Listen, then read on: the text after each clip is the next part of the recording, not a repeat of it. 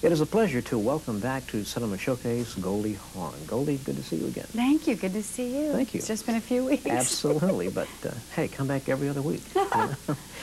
Your new movie, Death Becomes Her, is really rather unusual. I think in the best way, though. Great. What attracted you to this? Wanted to work with Bob for a long time. Wanted to work with Meryl for a long time.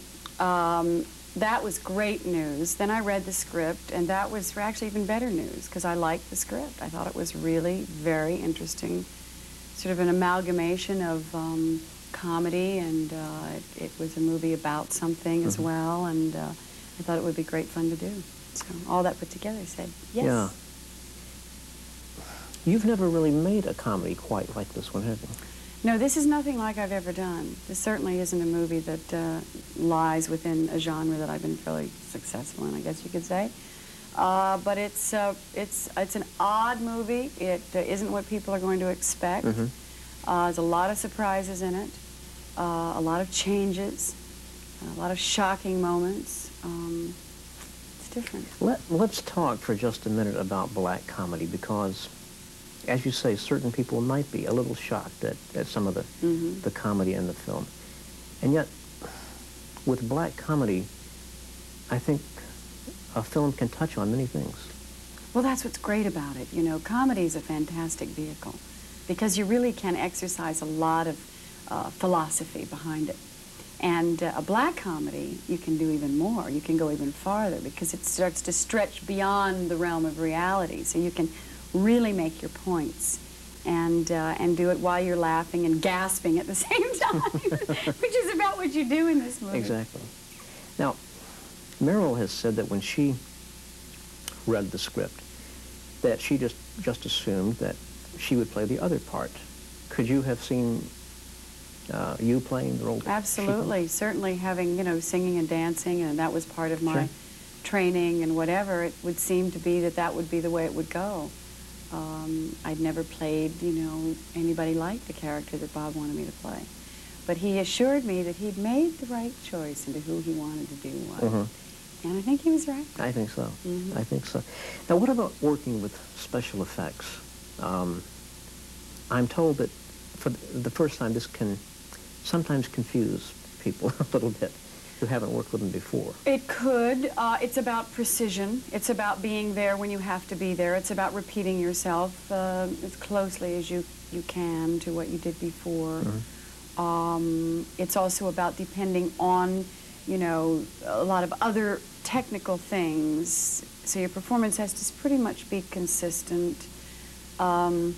In those areas, it's, you know, it can be different. My training in the past has been dance training, so I was always on the mark and knew how to get there, and I didn't have a problem with that. Okay, that didn't make you feel constricted in any way or anything? Not at all. You know, I mean, we're all constricted. Yeah. You know, we've got 4 walls and a director and a camera and walls, lights. You know, so we all have our parameters. You can certainly, as everybody very well knows, play equally superbly dramas and comedies. At this point in your career, do you have a favorite? Comedy. Still? Comedy's my favorite. Really? Drama is, it's a great kind of thing to be able to do. It's wonderful to sink your teeth into something serious. But when the day is done, it isn't as much fun to do for me. I have much more fun making comedies.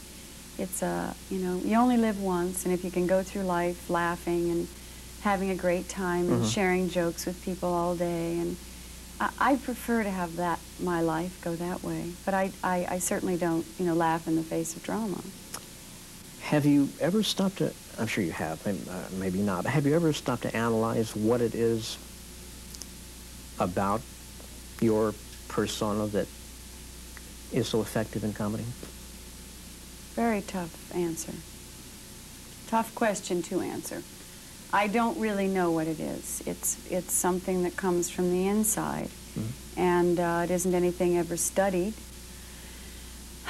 I've only maybe studied it after the phenomenon and tried to figure it out.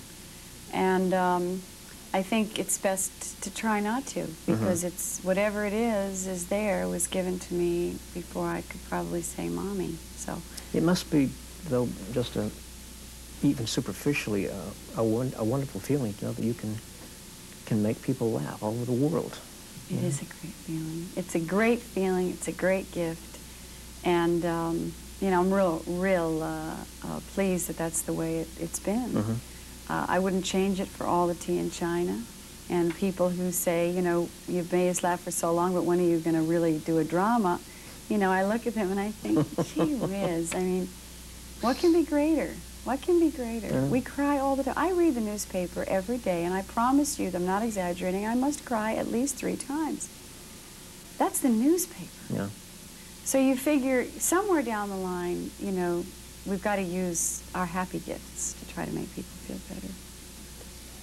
How old were you when you discovered you had this wonderful knack for making people laugh?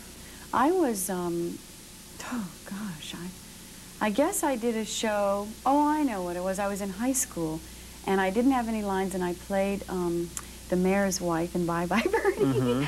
And I just fainted. I didn't do anything but faint. And it was like a big deal, and I couldn't understand it. I didn't believe it. And then after that, and I didn't even consider myself funny then, I thought it was just a funny role. And then I did a role called Josephine, Shot in the Dark, and my mom came back and she said, I don't think you're that funny. And people were laughing, but I even said, I don't think I'm that funny either. So we were both kind of confused. And later on, I guess it started just sort of sinking in. So. I would imagine, though, you are a tough critic of your own work, aren't you? What does it take to make you satisfied with your own work? Just, you know, real honesty, real truth in the moment, a seamless kind of laugh, where it happens out of character and not out of a joke or out of you know, a great way to deliver, you know, bump, you know, just something that comes out of character, has no pretense. Well, whatever the secret is, I hope you continue doing it. Thank you so much. And my thanks to you once again, and I hope to see you in a couple of weeks. Okay. Thanks, Goldie. Thank you. That was just lovely. Lovely interview.